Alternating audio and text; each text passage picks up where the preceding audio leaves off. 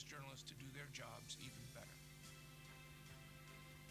Because when journalism succeeds, we all do. Oh, there we go. There we go. All right, we'll get going. We will get going. Hi, I'm Aron Pilhofer. I'm the James B. Steele Chair in Journalism Innovation at Temple University. My boss is here. He's on the end. He's the dean of the Lou Klein College for Media and Communication at Temple University. I think it's really obvious who the dean is and who the professor is on this panel. I'm the professor. I'm irrationally excited about many things to do with this particular panel. This is one that I have been looking forward to for a very long time, and especially because I got exactly the folks that I wanted to be on this panel with me. And my part in this will be very limited because I know I want to, and I think you all want to hear from the stars of the show, who I will now introduce. So to my left, Rosan Smits is the editor-in-chief of Correspondent. Correspondent, if you're not familiar, which I'm sure anyone not familiar with Correspondent in this audience, everyone is familiar. Awesome. I've been... There goes my toe. No, come on. I've been a friend, a fan, a fanboy of Correspondent for actually even before it even existed. I think it is probably one of the best, smartest ideas, startups today. And the model is so interesting, and in particular, their use of membership, which you're seeing a lot. We're seeing the word membership thrown around quite a bit. You can be a member of the Wall Street Journal. You can be a member of The Guardian. You can be a member of American Express. But for Correspondent, they have a very specific meaning of membership, and Rosan's going to talk about that, among other things, today. On my far right is David Boardman, who's the dean of the Klein. Is it school or college? School. College. Okay. I always get that mixed up. David also, in his spare time, is chair of the Lenfest Institute, which is the nonprofit entity that was set up as the owner of the Philadelphia Inquirer, which is the Philadelphia Media Network, which is the Inquirer, Philly.com, and the Daily News. The Inquirer, Daily News, people here, I'm sure, are not familiar with them. They are the sort of newspapers of record for the city of Philadelphia, and for a long time have struggled financially. They've had some very, very bad ownership issues. It was really heading in a very, very bad, very wrong direction. And David's going to talk a bit about how things have turned around after the owner, Jerry Lenfest, decided to create the Lenfest Institute and essentially will the paper to the Institute. And the ownership structure is almost the only other news organization I know of that has even a remotely similar ownership structure is The Guardian in London. And so David's going to talk a bit about that. And finally, to my immediate right is Julia Angwin, who is the co-founder and editor-in-chief of the Markup, which is one of the things that I am also irrationally excited about.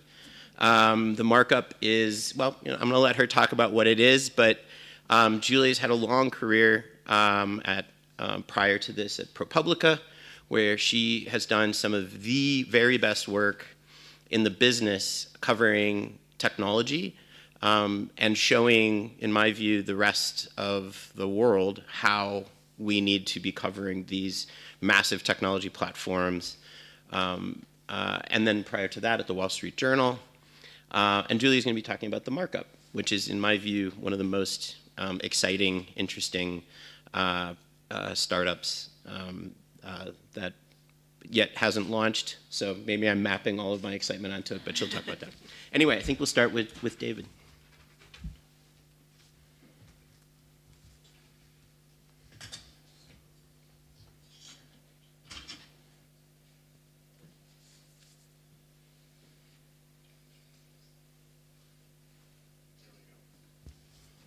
Thanks, Aaron. There we go.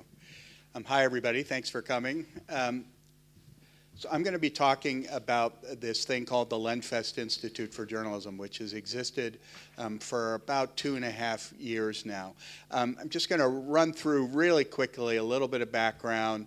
I know that you all understand the crisis in local and regional news, which really is a global phenomenon. But we're very proud in the U.S. to say we think it's the worst in the U.S. The state of local news, newspapers, and to some degree radio and television in the United States is really in crisis, and it's taken much of the journalism, the future of journalism community, many of whom are represented here, quite a long time to recognize what a crisis it is, but it's really horrendous. That's the reason why the incredible decline in advertising revenue that's occurred in the newspaper industry in particular. The American newspaper industry versus a lot of European models was based very, very heavily on advertising. The papers basically have been given away to subsidize advertising, and now the bottom's dropped out of that. And the result of that, of course, is a dramatic drop in the number of newspaper journalists. I like to tell people in the general public that there have been more jobs lost in American newspapers than in the American coal industry. But you never hear Donald Trump talk about saving the American news industry. And so there are newspapers all over the country that are either been closed or have just a fraction of the staffs they used to have.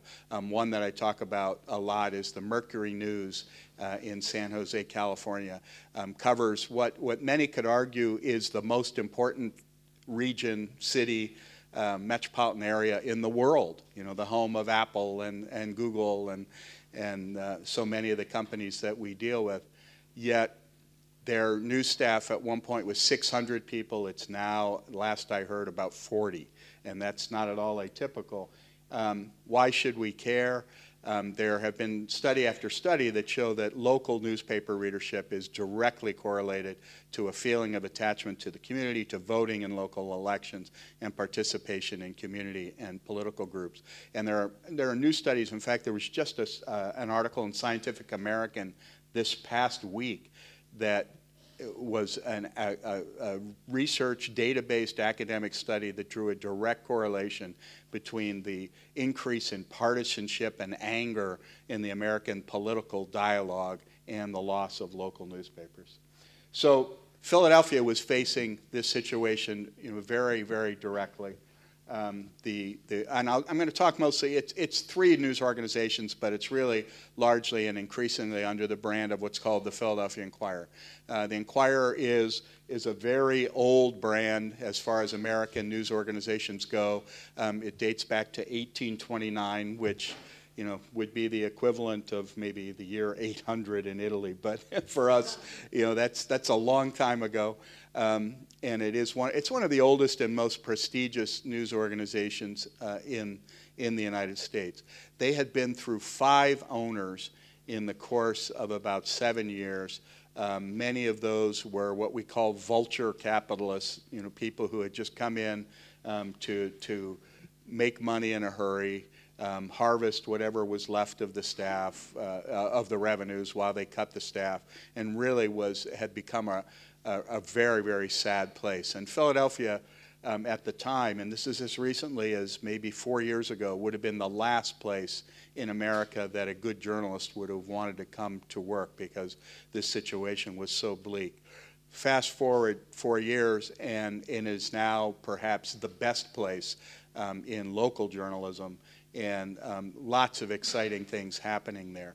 And the reason why was this, it was the dream and vision of a single individual along with a group of us who advised him, this guy named Jerry Lenfest. He had made his money in the cable business, and he became sort of the accidental owner of the Philadelphia Inquirer. He was a partner with somebody else, pretty much the silent money partner. A week after they purchased the paper outright, his partner died in a plane crash, and so he was left with the newspaper. He didn't come from journalism, but he fell in love with journalism very quickly. He was in his mid-80s, could see that he probably didn't have a whole lot more time to live because he had some health problems, and he really wanted to protect journalism and protect this brand. In fact, he has since died over the last year. But what he did was he created this what essentially is a hybrid model. It is similar to The Guardian, but different in some key ways. And the most key of those, I think, is this is still a for-profit business. As I tell people, they still have to make a buck. They only have to make $1, but they still have to make $1. And so the people running the operation still have to run it like a business, and they are very much responsible for the business. But 99% of the stock of that business is owned by the Lenfest Institute, which is this nonprofit that the board of which includes people like me, people from the journalism profession, from journalism education, from technology companies. Many of us who are in journalism education, like myself, I was the editor of the Seattle Times for many years, so we have a background in the business. This structure does this. It allows people to make tax-deductible donations to the newspaper in a way that they never could have done otherwise. It creates a research and development operation for the newspaper so that the people who are working in the newsroom, they're thinking about the future, but they don't have to be obsessed by it and afraid of it in the way that so many newspapers are. They can still go out and just do a great job covering news and finding new ways to present the news, while the job of the Institute is to be thinking about the bridge to the future in terms of business models, developing audience, developing new technologies, and using the Inquirer as a lab to forward the mission of all local news in the states and beyond. So it is very much a dedicated focus on metropolitan news markets. We treat the newspaper very much as a live laboratory, as a test kitchen for new ideas that we fund, and we're trying to address a national and even international need in doing so. The results so far, I mean, it really is interesting to see people glom onto this idea of journalism as a public trust. Individual donations to this point, and we really just started the individual donations in the last year. They've ranged from $20 checks that people will send in to $15 million checks. They're coming from individuals, foundations, and even from private corporations. A big part of the investment of the Institute is to help the newspaper recruit great, diverse talent through fellowships, particularly fellowships that are aimed at people of color. The Inquirer, while it had a great history of having a diverse staff over the years of cutbacks, and particularly following union rules, they'd become a very white and very old staff in a city that is very not white and is very young increasingly. And so the news staff is really starting to reflect that. They went with a digital subscription model for the first time. The results of that have been phenomenal. The uptake is running 4 times faster than what they projected over the first year. And they're really making tremendous progress in terms of the quality of the digital products and really thinking about the relationship with their community in very, very different ways. One of the keys to that is we created something within the Institute called the Lenfest Local Lab. And it's run and staffed by people who came from the Guardian mobile lab. And they are already producing products that are phenomenal. One in particular, which is called Here, is an app that gives localized content. I can't remember what the right term for this is, but it geolocates you and will feed you anything from an architecture review to restaurant reviews to news stories as they happen in your neighborhood. Big focus and investment in high-impact journalism, particularly around investigative reporting. They had 3 people on the investigative team when the Institute took ownership. They now have 14. and are really doing phenomenal work that's having an impact. It's important to understand about the Institute, we both fund and take in money. And we fund beyond the Philadelphia Inquirer. That's an essential element of this. In fact, the law requires us to fund beyond the Philadelphia Inquirer. So one example of that would be we created something called the Community Listening and Engagement Fund. And in this, we're connecting news organizations with people like Harkin and Ground Source. And you can see here just a variety of some of the newsrooms for whom we have done that, both in the U.S. and beyond. One of the really shining moments of this whole model has been that in a city that had no history whatsoever of collaboration among its news sources, Philadelphia is the 4th largest media market in the U.S. It's a very large and ultimately, complicated and lucrative media market. There was no history whatsoever of collaboration. And just as we're seeing around the world, people are starting to understand that news organizations working together is not a zero-sum game. We're not just battling for the same dollar or the same euro, but that the degree to which we can work together not only presents better journalism, it gets our work out to a broader audience. We created, with a group called the Solutions Journalism Network, of which I'm also the chair, something called Resolve Philadelphia, and it's now a collaboration of 22 news organizations and 2 universities, including ours, that are focused on solutions journalism around singular topics. The first year was around the reentry of convicts from prison back into the community, and then this year is a topic called Broke in Philly, which is focused on economic justice in our community. And then finally, because of all this, the Philadelphia Eagles won the Super Bowl. So it's having many, many positive effects. But it really is, I think, not everybody has a billionaire to turn over a news organization to a nonprofit, but everybody does have the potential, I think, to create these hybrid models where there still is the economic and financial incentive, but at the same time, you're building vehicles for the community to join in ways that many of the organizations that we've heard about at the festival are doing in a purely nonprofit fashion. So I think the hybrid model really holds great promise. All right, great, thank you. Rosan, do you want to jump in?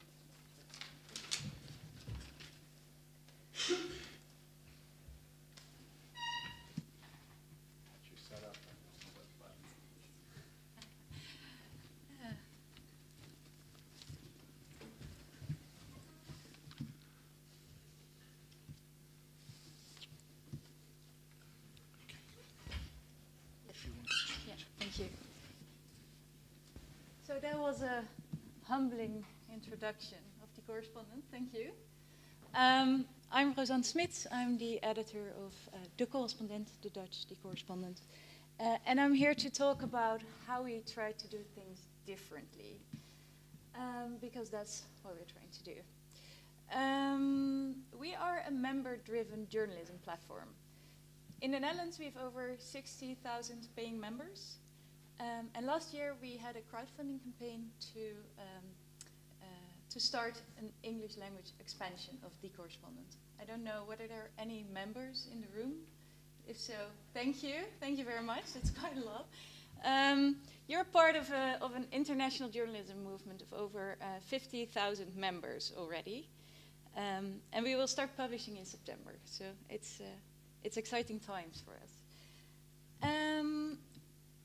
We are ad-free. We have a very strict privacy policy. We don't sell your data to third persons.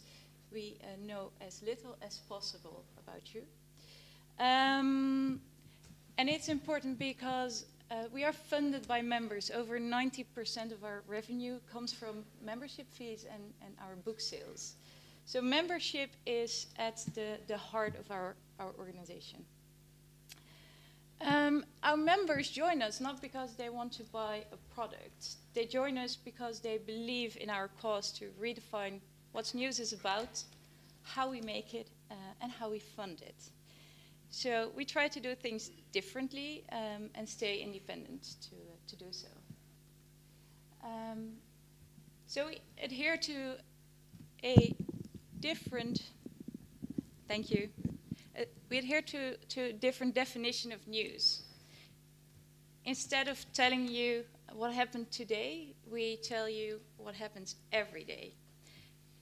Thereby we try to shift the focus from the sensational, the exception, to the foundational, the rules that shape the world around us. And now that we're expanding into English, we're hoping to get even better equipped to do so. For example, climate change, mobility, aging, kleptocracy, algorithms, these are all factors that ignore national boundaries. They shape the world we live in, but they work out very differently per context. And with members in over 130 countries, we hope to get more insight and get a fuller picture on how this actually works out on the ground.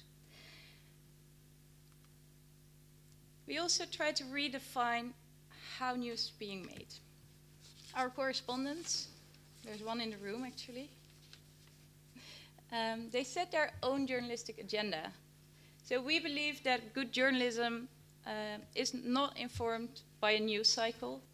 It's not assigned by editors, but it comes from a need from within. For example, our privacy correspondent is worried about what he calls the most endangered human right of our time, privacy. Our mobility correspondent lies awake thinking about the 2 airplanes worth of people who die every day, or every week, I should say, in European road traffic, yet all we talk about is more roads. So our correspondents have a mission, and we ask them to articulate that mission, a mission statement. These statements are always investigative in nature, but they never present a false sense of neutrality. So we ask our correspondents to share their worldviews, their motivations, their assumptions, and also about what they don't know yet. So they tell the reader where they're coming from. To do so, they keep what we call a public notebook. So we don't only do finished stories, as is the custom at traditional news outlets, but they send out personal newsletters, publish interim updates to share the journalistic work that's going into those stories. So they share their learning curve. And when we publish the results of our investigations, we are always open about our methodology and the ethical dilemmas that we faced. So for example, last year we had a huge project on a fitness app called Polar.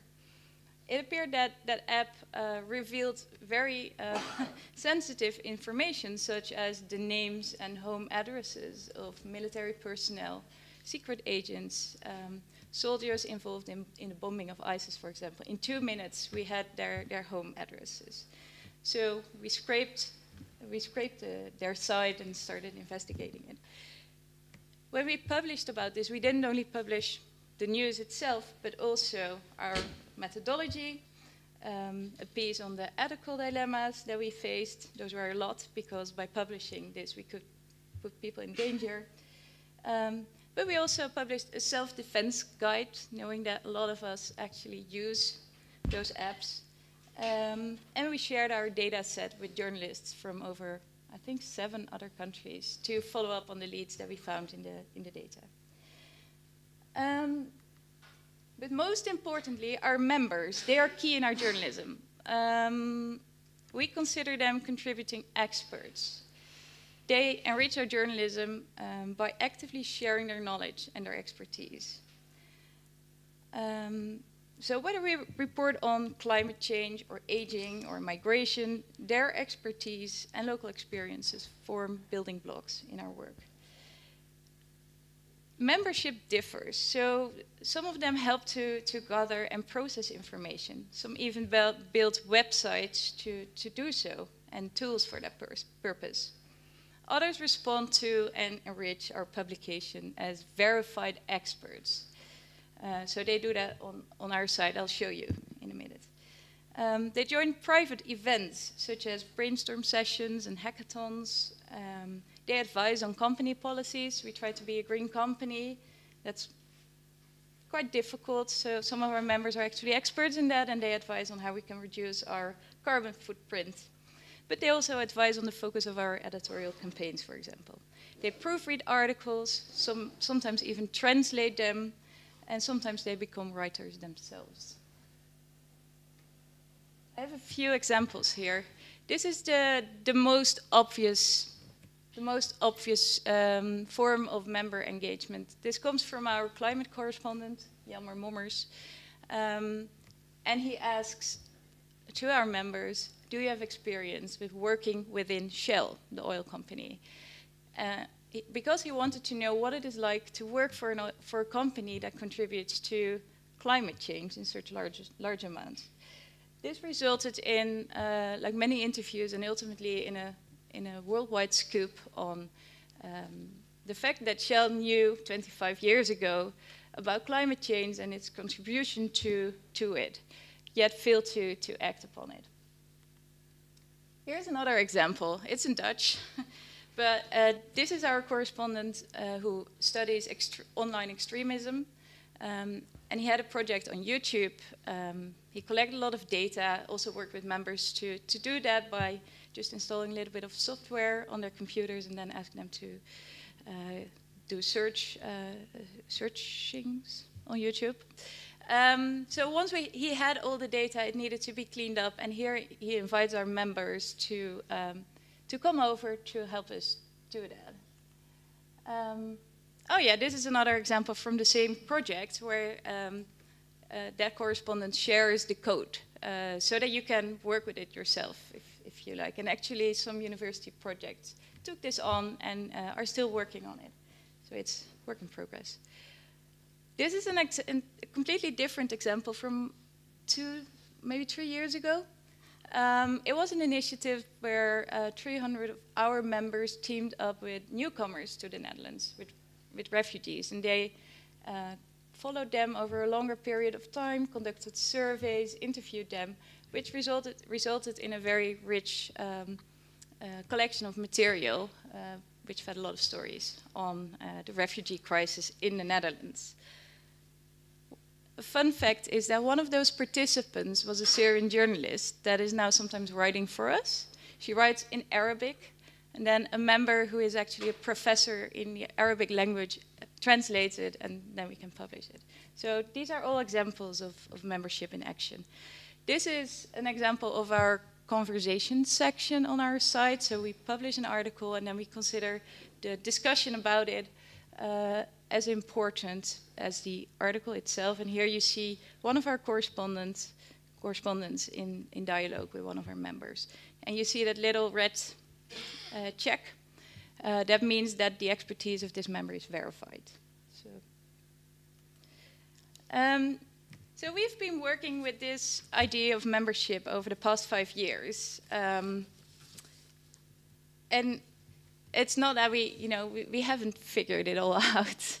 To the contrary, I mean, we're learning every day. But I'm going to share a few of the lessons that we've picked up over the past 5 years. So first of all, membership is a cultural commitment. It places the journalist at the public heart of a knowledge network.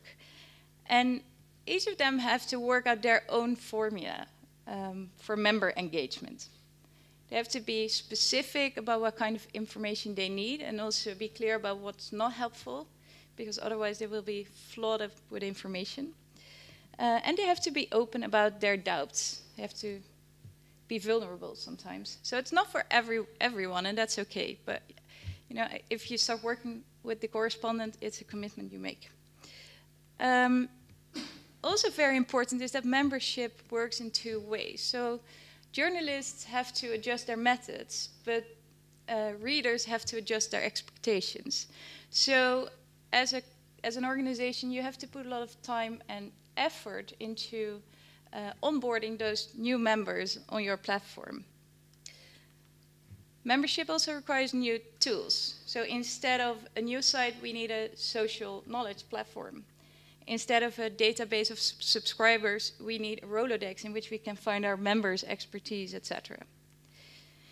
It requires certain specific jobs, such as a conversation editor, a verification editor, an engagement editor who helps out with the newsletters, for example, a membership director, and a membership support manager.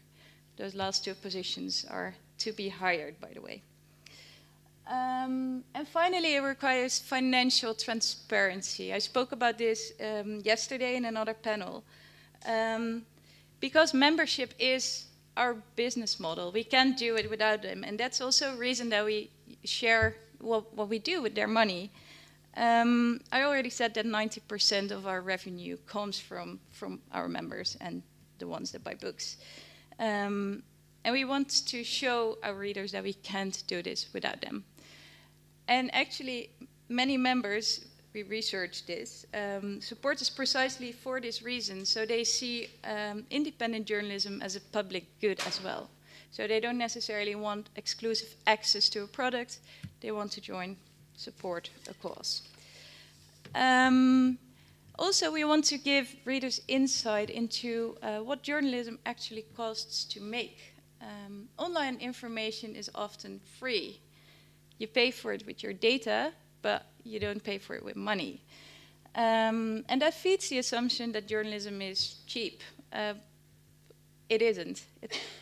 So when our members know how much money it actually takes to pay an editorial staff, develop a platform, provide solid support system, etc., only then I think they can make a well-informed decision about whether our journalism is worthy of their trust and support.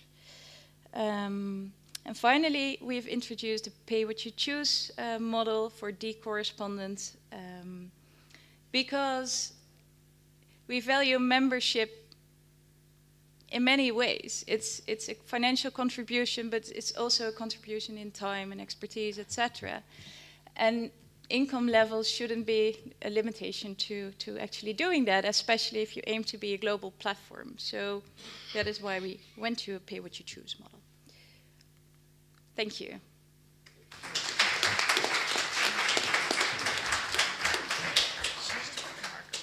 If you want to, or I could pull it up if it's up to you. Can you just pull it up Yeah. on there so that, yeah. Okay. I'm not sure what to do about this. I'm going to pull up a website. Thank you. So Julia, do you want to start? I'm going to pull up a website here. So I don't have any slides, sorry. Aron's going to pull up just a picture of our website. So the Markup hasn't launched yet. So I have the advantage of telling you all sorts of things that we're going to do, but you can't hold me to any of them because who knows what we're going to end up doing.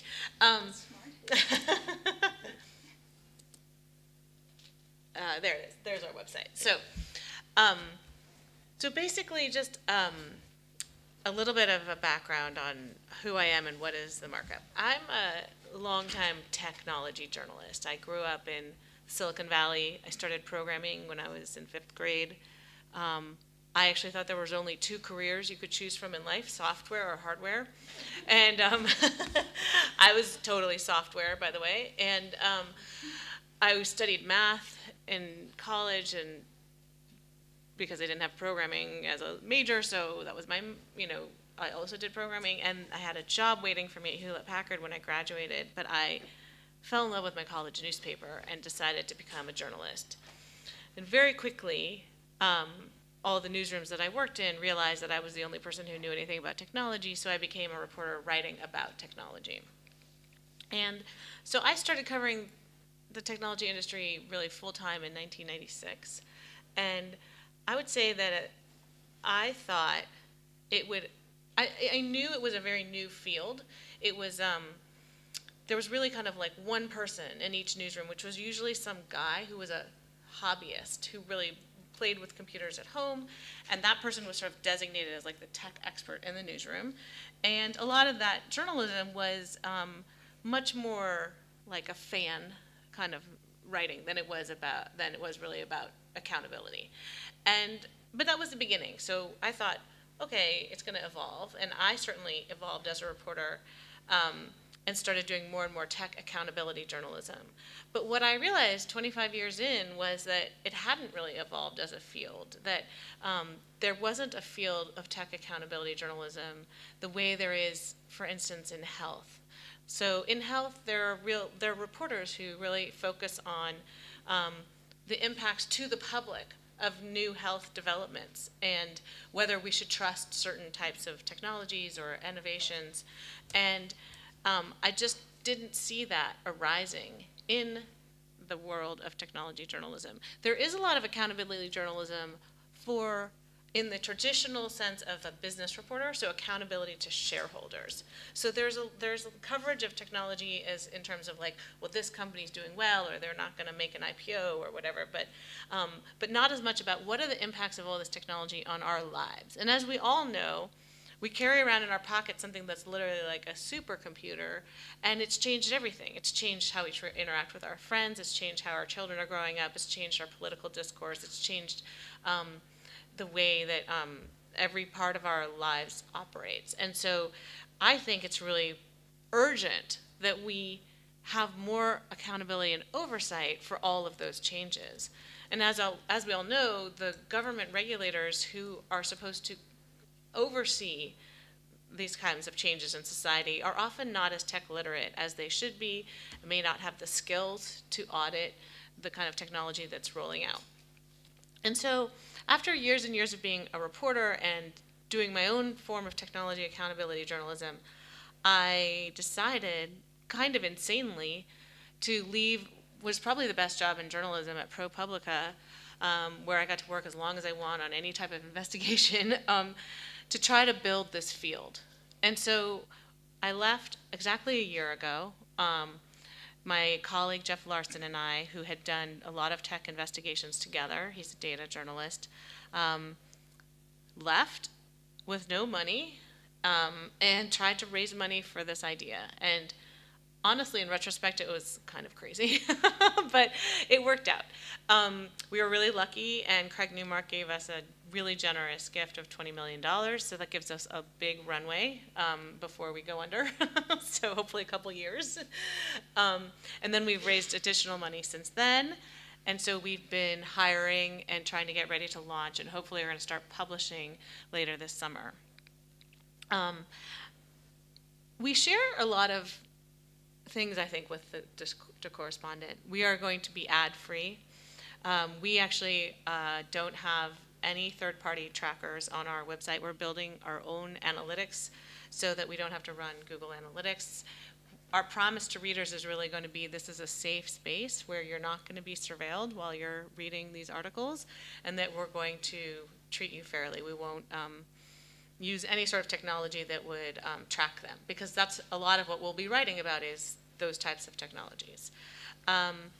We are nonprofit. We are not going to take money from corporations. We will take from individuals and from foundations. We are really committed to the idea of expertise, the same way that you guys are talking about expertise. I believe that journalism, in my experience, has this mythology that anyone can cover anything. So many times in my career, people have asked me, you know, Julie, you're so good at covering technology. Why don't we send you to do this totally other random beat? And I would always explain to them, like, no, actually, the only thing I'm good at is this. Like, I'm actually terrible at all other things. So it would be bad for everyone if this happened. And I was able to hold it off. But in many newsrooms, there's a real sort of idea that, you know, your ignorance about a topic is an advantage. And sometimes it can be. Sometimes having a fresh eye on something can be an advantage. But in a world where media consumers have so many choices, why wouldn't they choose the one that is best informed, that is that the expert has really brought you the smartest and best take? You know, why do we make readers look things up in Wikipedia, right? They read an article and it sort of assumes you know what's going on in Yemen. Like, this is a classic thing where you read the article in the New York Times about Yemen, it's a starving baby, it looks really terrible, and you read it and you're like, the mom, and there's deserts, and you're like, but you know, for me, I'm like, but I don't even know what is happening. Is it a civil war? Is it a drought? Is it all of the above? And sometimes those stories just take for granted that the reader knows those things. And so I think that one thing that's really great about experts, when you know you're in the hands of a great expert, when that person explains something super complicated to you in like 3 sentences. That's when you know you are truly with a great person. And that's what we want to be for our readers. We want to be the ones who break it down so simply, right? I feel like, you know, if you think of one of the big tech stories of our time, and the most recently Cambridge Analytica, how many people here feel like they truly had a grasp of what that story was about? Okay, one person. Exactly. My point is, I'm a technology journalist. I'm a specialist in it. And honestly, it's like, not sure.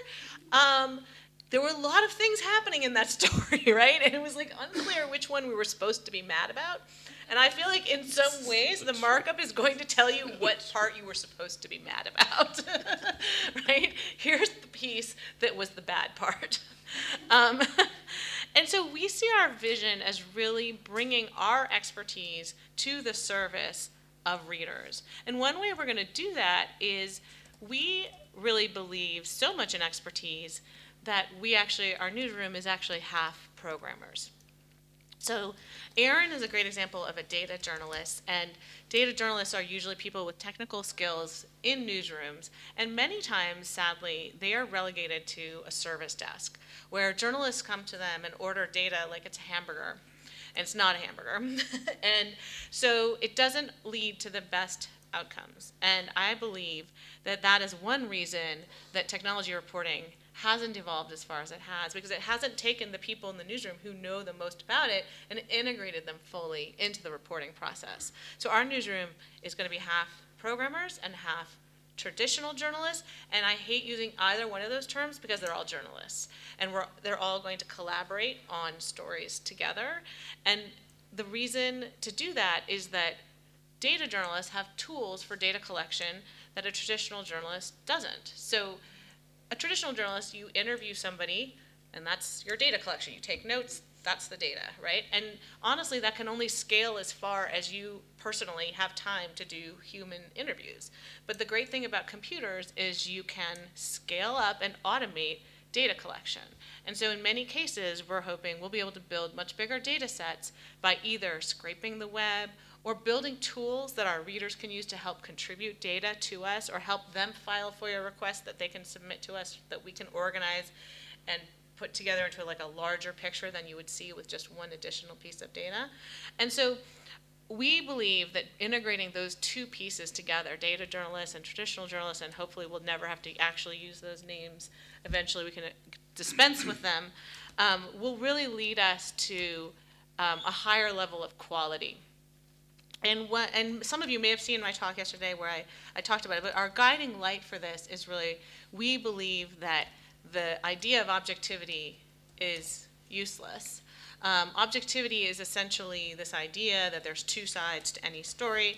And as a journalist, many times in my career, I've been asked, you've got to go find someone on the other side. And it's like literally there's nobody legitimate on the other side of this issue, right? The evidence is overwhelmingly in one camp, right? Climate change is a perfect example of that, where 99% or 90 to 99%, I don't exactly know what the number is, but it's a very large amount of the evidence supports that climate change is happening. And the small amount that differs really only differs on the rate at which it's happening. And so there's objectivity would force you to have somebody saying no and yes. And so we think the scientific method is a much better approach to data collection, because what the scientific method offers is you approach a question with a hypothesis. The hypothesis might be, is climate change happening, right? And then you would say, well, how much data would I need to support that? And then you would look, okay, I don't know, is 1,000 studies enough? Then you would say, sure, that seems like enough, and then present those findings. And so we think that's a better service to readers, is to say something like, for instance, are these phones destroying our children's brains? I think this is a very important question. I personally am kind of concerned about the children in my life, my own children, and all of the ones I know who are totally addicted to their devices. Not that I'm not addicted myself. And I think the way we would want to answer that question at the markup is, well, first of all, there hasn't been enough research on it, right? Honestly, there haven't been enough studies. And so we would say, the evidence seems like it's bad, but there isn't enough data. So that's the limitation. The limitation of our finding is that there's not enough data available right now. And then why would that be? That might be an investigative story. Who's not funding this research? Are the tech companies actually pushing research that's the other direction? And so I think that's a good service to readers, as opposed to just finding one study and just making a sensational headline out of it. So we see our role as explanatory, data-driven, and investigative, all with expertise behind it. And we hope we can pull this off. These are all words that I'm saying. We haven't started publishing, so we will see. But hopefully later this summer, we'll be up at themarkup.org. Thank you. Yeah. Can I ask a quick markup question? Yeah, of because course. it's one thing that I was curious. Why New York? And Oh yeah, such a not the good West question. So many people have asked me why we're not based in Silicon Valley. We are based in New York. There's two answers to that question. One is it is so expensive in San Francisco that New York seems cheap by comparison, both for talent, rent, etc. Also, I say this as a native of the Bay Area. There's something that happens to you when you work inside of Silicon Valley as a reporter, which is similar to what happens when you're working in the Beltway in DC, which is you can't help but be swept up in a little bit of the horse race story, and which company's up, which company's down. Yeah. And I've seen it happen to so many reporters that I feel like we have an advantage being slightly removed from that. I had an editor who sent me down to Trenton to cover politics and said, and I said, I've never done it before, and it's the exact example of anybody can cover anything. And I hated that job, but he had such a good, he talked me into it by saying, all those reporters who've been down there doing the same old Mick journalism, they all have their edges rounded over time, and that's exactly right. Okay, I have a million questions, but I want your questions more than mine. So I'll ask questions unless there are questions out there. Anybody, just raise your hand. We have a microphone. Yep.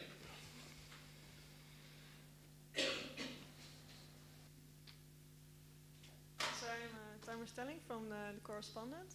Julia, you were saying you're building your own analytics. I was just wondering, like, what will you be analyzing? Oh, what I meant by that is most websites have on them, Google Analytics is usually the tool that who came to your website, what web address they're from. Usually that tells you their geography, how long they stayed on the page, how far into the article they read, those types of things. But Google, recently, not that recently, they used to allow you to keep that data for yourself, but now they take it for their giant algorithm machine and use it to track people across the web. So we don't want to contribute to that. It really is like a third-party tracking code. Like, what would you want to know about your readers? Oh, what do I want to know about my readers?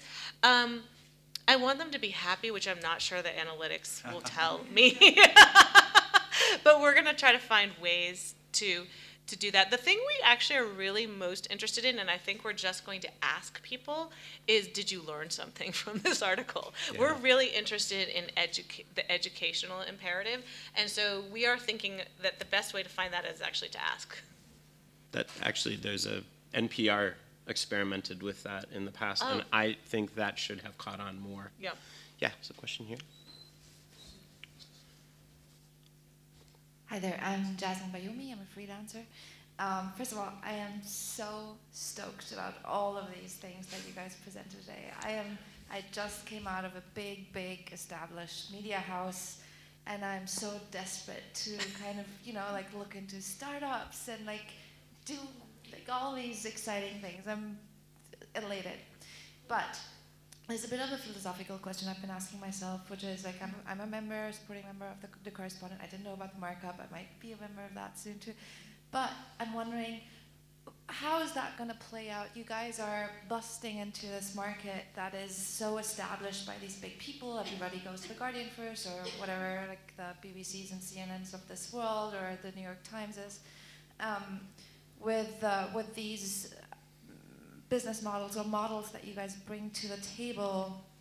I wonder, how can you generate enough attention to bring on a large portion of, I guess, the global population, or the English-speaking population, or the Dutch-speaking, well, whatever it is, to make an impact and make this the mainstream?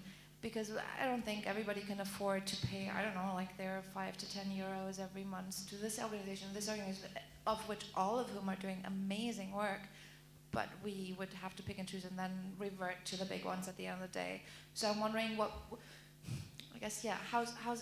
what's your dream world when it comes to that? Let me start, and I'm sure you all have things, but one thing I forgot to say about the markup is it is not going to be subscription-based. It's free, and all the stories are going to be Creative Commons licensed, so they're free to republish. So we hope that actually that will provide much amplification, because many news websites will pick up our stories and just republish them on their sites.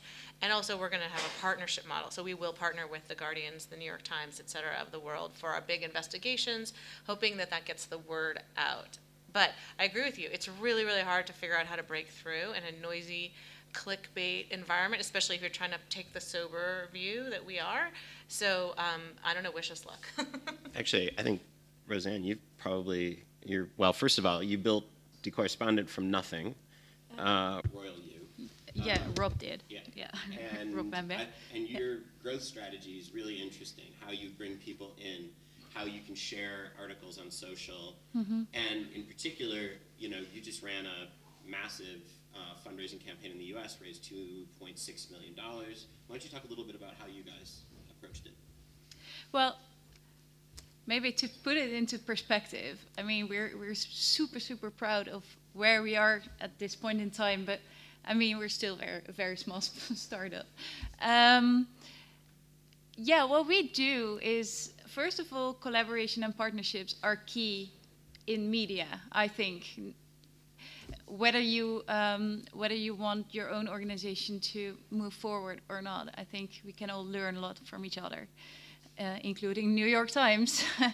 But what we do indeed is we share our publications for free. So if you're a member, you can share. We do social sharing.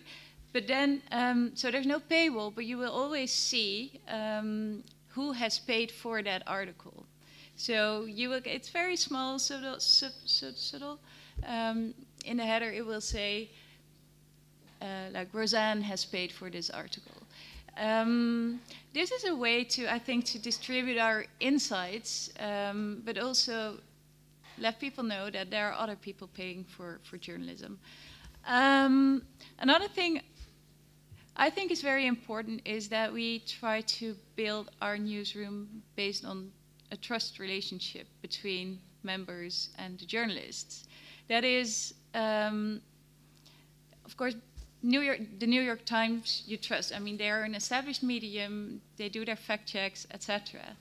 The idea is that you trust us because we are very open about our worldviews. We don't claim to be objective, but we say where we are coming from, and we are always open to debate our conclusions. I think trust is very important for the future of media, and I think it's whenever I see a member saying that he or she has become less cynical because he has been following us over the past year or so, I'm so hopeful for journalism.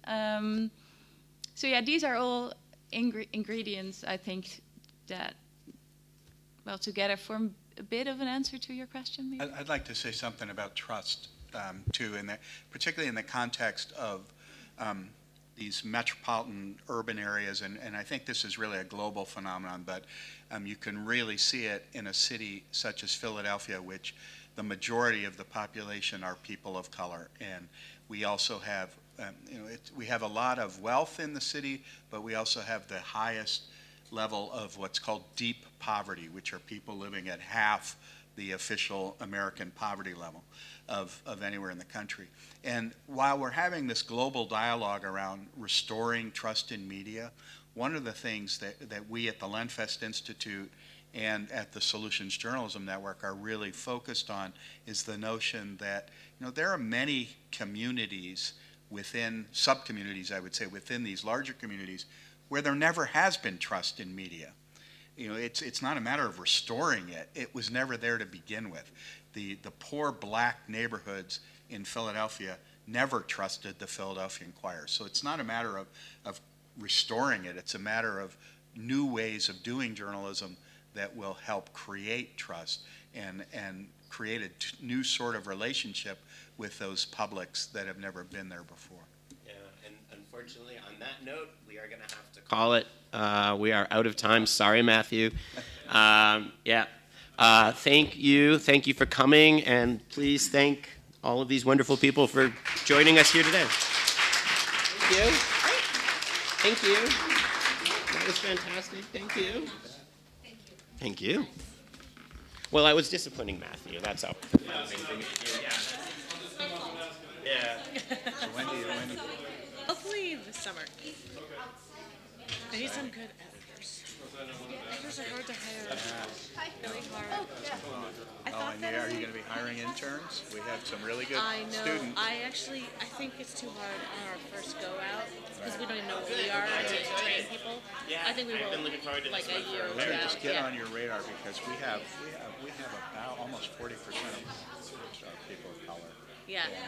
If that's a Yes. value No, to we you. are so one of the things that's been taking so long in hiring is our newsroom, and it's really competitive actually, right? And so we are going to have to train people up. It's just that I don't know if we can do it right out of launch.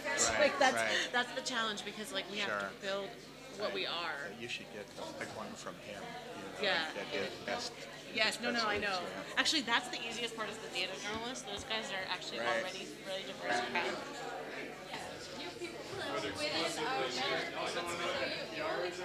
Oh, CareBot. Respond to anything, right? CareBot.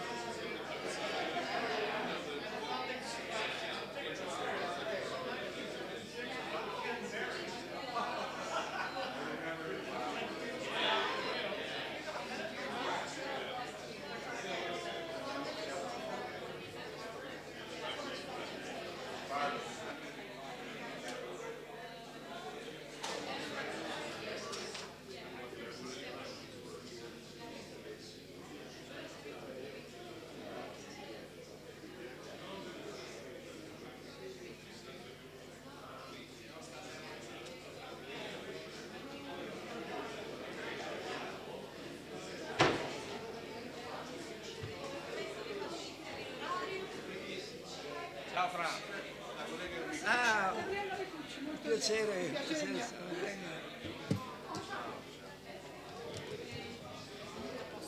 Sì, sì.